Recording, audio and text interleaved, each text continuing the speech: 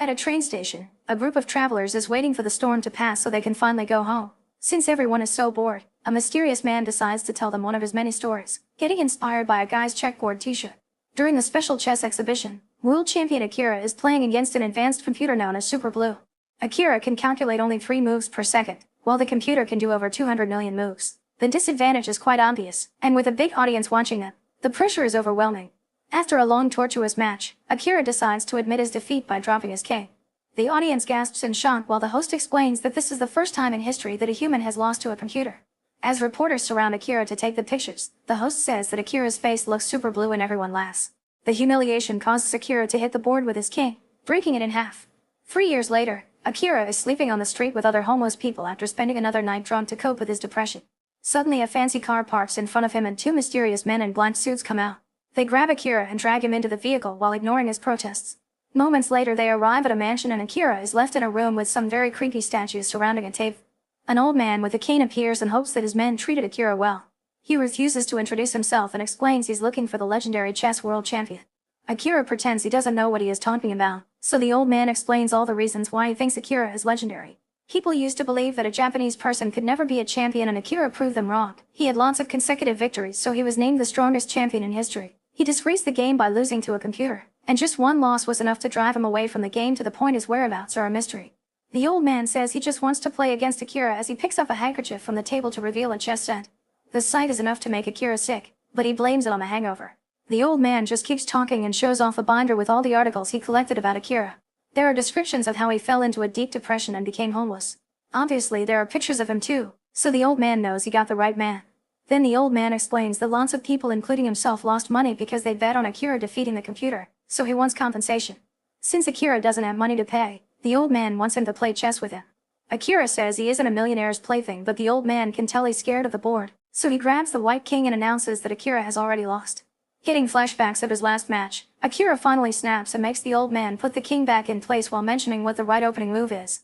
The old man is incredibly pleased and moves his piece after moving Akira's. He tells him to sit with him, but Akira keeps pacing around the room because he thinks he doesn't need to sit to defeat a beginner. He just mentions his moves and the old man moves the pieces for him. While they play, the old man listens to an earpiece before making any move. He also mentions that chess is based on real battlefields, so the pieces represent soldiers being injured or killed. The old man thinks that chess is also a metaphor for life because people are doing their own form of chess with economic activity and love. While looking out the window, Akira is irritated by all the talking and yells at the old man to shut him up, but instead the guy starts asking how it felt to lose. He thinks Akira's heart still yearns for chess no matter how he tries to stay away from it. His words turn manipulative, playing with Akira's mind until he starts imagining that the people on the street are only wearing black and white suits, and they're standing on a giant chessboard. He compares their positions to those on the table and realizes that they match. When the old man makes his next move, he takes Akira's pawn. At the same time, a black suit proceeds to stab the white one. Akira turns around and sees blood on the white pawn while the old man says that pawns are just nameless soldiers that serve the king so they shouldn't matter. Akira is still freaking out, so the old man tells him to go outside and check things himself. On the street, Akira is shocked to confirm that the people are real. He removes the knife from the fallen man, who smiles and asks him for the next move before dying. Suddenly the black and white suits walk away, leaving Akira alone with the body. A random woman screams when he sees him and Akira swears he isn't guilty as he drops the knife and runs away.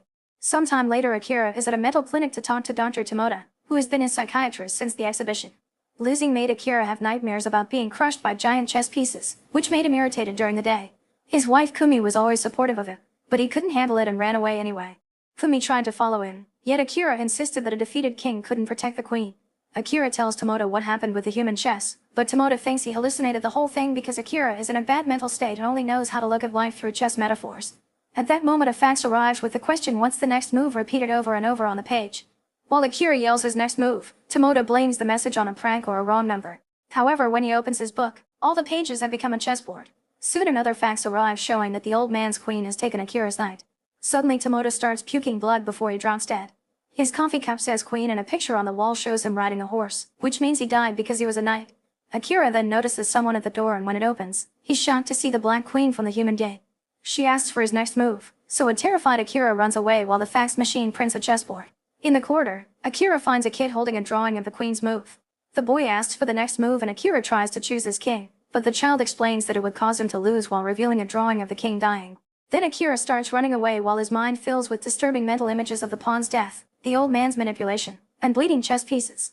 In the parking lot, Akira gets in a car and doesn't notice that the keychain is a chess piece. When he starts the vehicle, it only moves diagonally, making him realize that this is the bishop.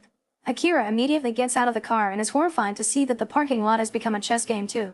He runs to get into another car with a rook keychain, but the vehicle won't start because it isn't his turn. At that moment, a black car moves and crashes right into his white rook. Thankfully, the airbag saves Akira from getting hurt. When he looks up, he sees the other driver running from the black car. Afterward, Akira goes to his old home and discovers it's up for sale. Since the rook is also known as the castle, taking Akira's rook meant taking his house. He thinks about the match and realizes the queen is next, meaning Kumi is in danger. Akira rushes back to the old man's place and announces he quits the match. He also wants to know where Kumi is. The old man says that if he wants to quit, he can remove his king from the board.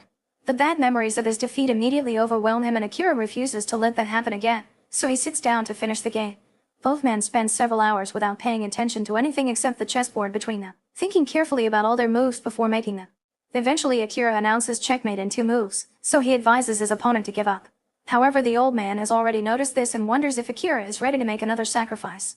Then the old guy's guards drag a blindfolded Akira to a stadium with a huge chessboard in the middle, and the position of the pieces matches their game. There are hundreds of seats but no audience, yet the old man calls it the perfect venue for the finale. He also tells the story of an Arabian king who played chess using prisoners to make it a real battle. When Akira takes off the blindfold, he realizes that the pieces are human again. The old man points out that chess will always be cruel because no matter if the other pieces are protected, a king always has to die at the end. Akira can easily win the game by moving his knight, however this will leave his queen exposed. The guards remove the mask from the queen and Akira is horrified to discover it's Kumi. The black rook has a knife and can kill Kumi. Akira tries to run toward her, but a sniper shoots at the board to stop it. The old guy explains that the penalty for moving on his own is death. Now Akira has to make a choice, win the game and lose his wife, or lose the game to save her. Kumi shakes her head but can't tell him anything because she's been gagged. After thinking about it for several minutes, Akira reminds himself that the king must protect the queen. He then decides to move his king piece, who happens to be himself. The opponent rook immediately advances and stabs Akira, causing him to collapse and lose the game. Suddenly the old guy and all the pieces start clapping. Even Kumi is clapping and smiling. All the human pieces from the street board and Dr. Tomoda enter the stadium as they clap too. Akira blinks and realizes he isn't actually hurt, so the black rook reveals he was using a fake knife. Tomoda explains to Akira that they've tricked him in this crazy game as part of his treatment. They've put him through shock therapy so he could rediscover his love for chess and convince him to enter competitions again. The old guy is a big fan of Akira, so he agreed to pay for everything. He reveals he doesn't have much time left, so he wanted to contribute something to humanity before death. It was his money that developed Super Blue, but he hated seeing a computer beat a human being and wanted a rematch. It turns out Super Blue has been telling the old guy what pieces to move through the earpiece, so Akira has been actually playing against it all along. Akira gets sad for a second because it means he lost against the computer again. However, he doesn't regret it because he finally understands that Kumi is more important, so he asks her for a second chance. Tomoda and the old man then reveal that Akira didn't lose. The computer can't understand the concept of self-sacrifice, so Akira's move was incomprehensible and made the system overload. When Akira turns around, he sees smoke coming out of Super Blue and realizes he did win. The old man concludes that machines can't calculate for love, so Akira made his best move. Kumi congratulates him and calls him champion before they reconcile with a hug.